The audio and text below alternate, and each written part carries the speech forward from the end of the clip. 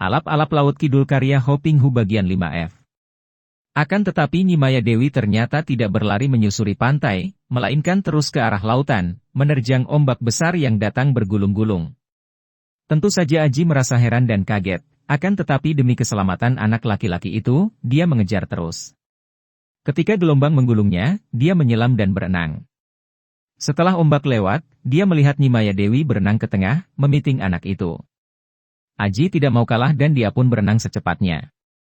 Untung bahwa dia juga mahir sekali berenang karena sudah terbiasa bermain-main di laut yang bergelombang itu. Nimaya Dewi, lepaskan anak itu atau aku akan terpaksa memusuhimu. Teriak Aji setelah dekat. Wanita itu tertawa dan tiba-tiba ia membalik dan berenang menghampiri Aji. Setelah dekat, ia melemparkan anak laki-laki itu ke arah Aji. Terimalah anak ini, hai hik. Aji menjulurkan kedua lengan dan menerima anak itu. Ternyata ang itu pun dapat bergerak dan berenang. Dia lalu mendorong anak itu ke arah pantai dan berkata, "Adik, cepat berenang ke tepi." "Cepat." Anak itu menurut, berenang ke arah pantai. Untuk melindunginya menghadang. Kini mereka berhadapan dan Nimaya Dewi tertawa-tawa. Di air, dengan rambutnya berderai dan pakaiannya basah kuyup melekat ketat di tubuhnya, ia nampak seperti seekor ikan duyung atau bahkan seperti Putri Ratu Laut Kidul yang terkenal dalam dongeng, akan tetapi suara tawa dan sinar matanya tetap mengerikan bagi Aji dan dia pun bersiap-siap karena jelas tampak olehnya bahwa wanita itu pandai sekali bergerak di dalam air. Tiada ubahnya seekor ikan saja. Hai hik, di darat engkau masih mampu menandingi aku, akan tetapi di sini? Dalam air segara kidul ini, nyawamu berada di tanganku, Aji. Wanita itu tertawa-tawa gembira. Biarpun ada perasaan khawatir dalam hati Aji melihat betapa lincahnya wanita itu bergerak dalam air, namun dia berkata tegas. Nyawaku selalu berada di tangan Gusti Allah. Hai hik, kita lihat saja. Dan tiba-tiba wanita itu menghilang. Aji tahu bahwa wanita itu menyelam. Ini berbahaya karena wanita itu tentu dapat menyerangnya dari bawah dan sukar baginya untuk melindungi dirinya. Maka dia pun menarik napas sampai dadanya penuh, lalu dia pun menyelam. Untung sudah terbiasa baginya menyelam sambil membuka mata kalau dia bermain-main di air untuk melihat ikan. Matanya sudah terbiasa dan tidak pedas lagi terkena air laut. Dia melihat bayangan wanita itu yang meluncur cepat ke arahnya dengan kedua tangan dijulurkan. Dia mengelak ke samping dan lengannya bergerak menangkap lengan lawan. Memukul dalam air tiada gunanya karena tenaga pukulannya akan habis kekuatannya tertahan air. Maka dia berusaha untuk menangkap lengan wanita itu. Akan tetapi wanita itu dapat bergerak gesit bukan main. Bukan saja telah dapat menarik kembali lengannya sehingga tidak dapat tertangkap, bahkan tubuhnya sudah meluncur melalui bawah tubuh Aji dan tiba di belakangnya. Aji cepat bergerak membalik, akan tetapi dikalah cepat. Sebuah tamparan mengenai pelipisnya.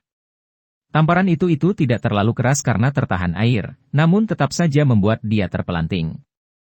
Sebelum dia dapat mengatur kedudukan tubuhnya, tiba-tiba kedua kakinya dipegang kedua tangan wanita itu. Kuat sekali pegangannya. Aji menendang-nendangkan kedua kakinya. Akan tetapi wanita itu tetap menempel dengan memegangi kedua pergelangan kakinya seperti seekor lintah. Pada saat itu, Aji sudah mulai kehabisan napas.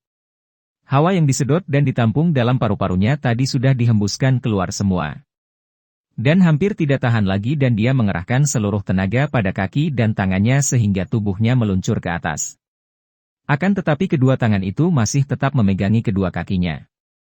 Aji berhasil muncul di permukaan air sebatas lehernya. Paru-parunya yang kehausan itu mengisap hawa sebanyaknya. Akan tetapi baru satu kali dia menghirup udara, tubuhnya sudah ditarik lagi ke bawah. Kembali mereka berdua bergulat dalam air. Akan tetapi Aji harus mengakui bahwa lawannya amat mahir dan juga kuat menahan napas. Setelah meronta-ronta dengan sia-sia, kembali dia kehabisan napas dan sudah beberapa kali terpaksa menelan air. Dia gelagapan dan kepalanya menjadi pening. Ketika akhirnya dengan sisa tenaganya dia berhasil munculkan kepalanya di permukaan air dan menghirup udara, tiba-tiba sebuah tamparan menghantam tengkuknya. Plak! Kuat sekali hanyaman itu dan Aji terkulai, pingsan. Tamparan mengenai tengkuk itu dilakukan oleh tangan yang terlatih baik sehingga tepat mengenai sasaran, tidak mematikan, tidak mendatangkan luka dalam yang parah, namun membuat orang pingsan seketika. Nyi Maya Dewi lalu berenang ke tepi sambil merangkul Aji yang telentang.